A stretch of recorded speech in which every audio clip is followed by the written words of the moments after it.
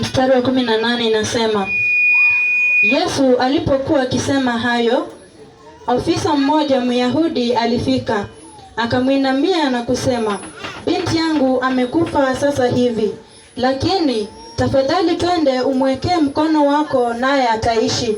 Yesu akaondoka pamoja na wanafunzi wake akamfuata. Amen. Bwana Yesu asifiwe. Amen. Bwana Yesu asifiwe. Amen. Hili neno tunalisoma hapa, maandiko yanasema kwamba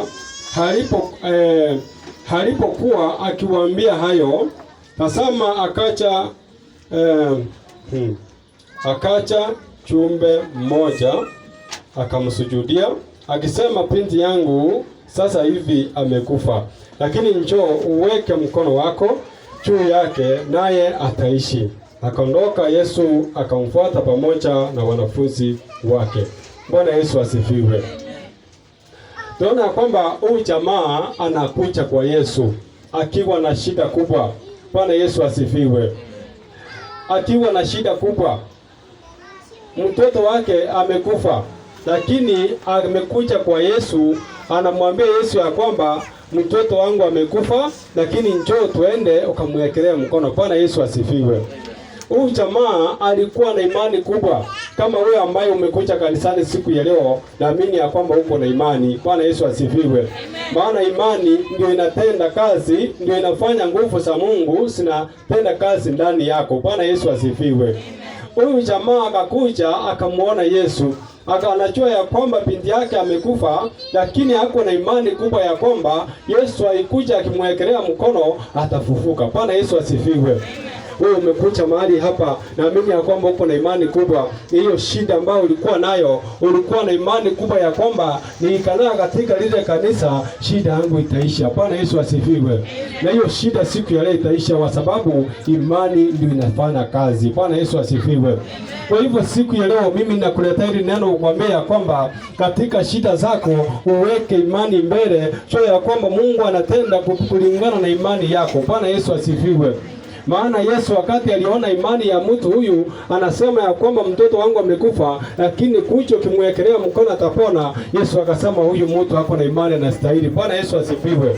Siku ya leo shida yako ambayo uko nayo, hiyo ni shida kidogo.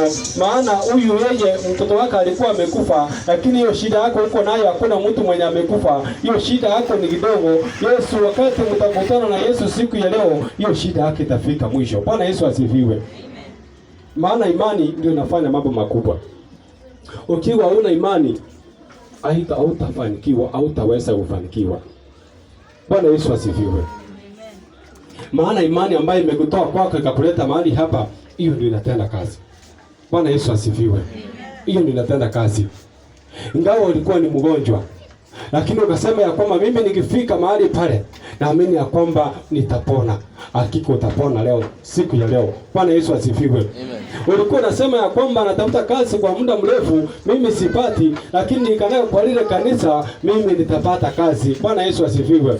Naamini ya kwamba siku ya leo ukiwa na imani utaenda kupokea kwa jina la Yesu. Maana Mungu wetu anaishi, yuko hai. Bwana Yesu asifiwe. Amen. Mungu wetu yuko hai, anaishi. Bwana Yesu asifiwe. Kwa sababu dada yetu hapa anasema ya kwamba ako na shida ya kuombewa, lakini uangao wakati nilimuona mara ya kwanza, Mungu alinenea akamniambia ya kwamba huyu anahitaji maombi. Bwana Yesu asifiwe. Kwa kuna mtu niuliza huyu alikuja na nani? Nani yule niuliza? Ni yule niuliza. Kwa sababu Mungu alinisemesha wakati ule nilimuona pale. Nikamwangalia nikasema huyu nani wamekuja na huyu? Kwa sababu naambiwa nimwombea lakini siwezi kumwombea hapa. Bwana Yesu asifiwe. Kwa hivyo Mungu alikuwa anajua unakuja. Alikuwa anajua shida zako. Kwa hivyo usione ya kwamba uko peke yako. Mungu yuko upande wako na ataenda kukusaidia. Bwana Yesu asifiwe. Kwa hivyo ukisafika kwa Yesu, uga shida yako inaisha. Bwana Yesu asifiwe. Kwa hivyo usione ya kwamba uko peke yako, ingawa uko na shida ambayo unaona ya kwamba iwezi isha, hiyo shida itaisha, maana Mungu wetu anaishi, yuko hai. Bwana Yesu asifiwe. Maana anajua ya kwamba unateseka, unaona ya kwamba umefika mwisho, lakini utafika mwisho. Jua ya kwamba kuna Mungu, yeye hawezi akafika mwisho. Bwana Yesu asifiwe. Kwa hivyo ukiwa na hiyo Yesu, unafaa kufurahia, unafaa kurukaruka, maana Yesu yeye hawezi fika mwisho. Bwana Yesu asifiwe.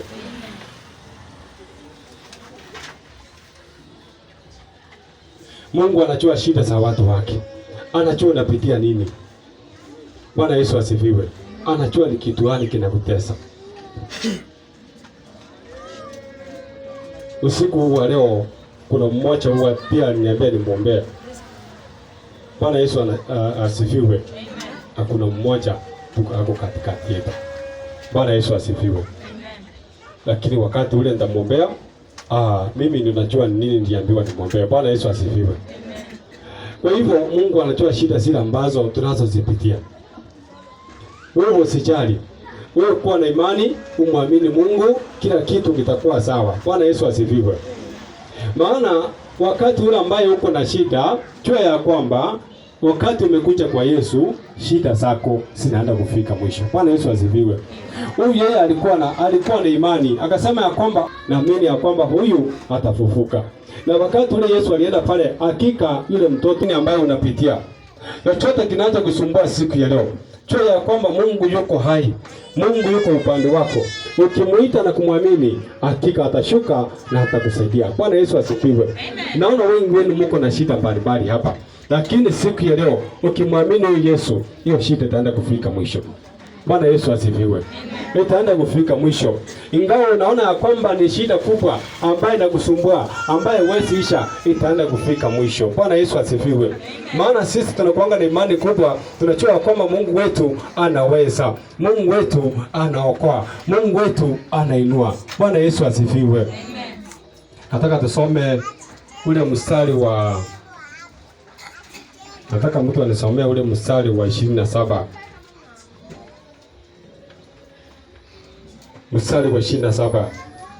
Mstari wa 27 inasema, Yesu alipokuwa akipita kutoka huko, vipofu wawili wakamfuata wakipaza sauti, wakisema, uturehemu Mwana wa Daudi. Naye alipofika nyumbani, wale vipofu walimwendea. Yesu akawaambia, mnaamini kwamba naweza kufanya hili? Wakamwambia, naam, Bwana.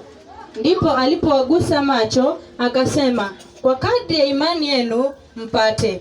Macho yao yakafumbuka, naye Yesu akawaagiza kwa nguvu akisema, angalieni hata mtu mmoja asijue. Lakini wakatoka wakaeneza habari zake katika nchi ile yote. Amen. Bwana Yesu asifiwe.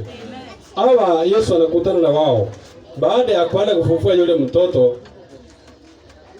Wakati anaendelea bado kuwahudumia, akutana na vipofu wawili, wakamwambia kwamba utuhurumie.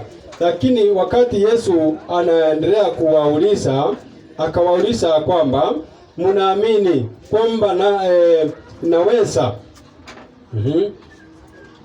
Akawauliza kwamba mnaamini kwamba naweza kufanya hivi ili? Wakamwambia, naam, Bwana. Ndipo alipowagusa macho yao akasema, kwa kadiri ya imani yenu mpate. Bwana Yesu asifiwe.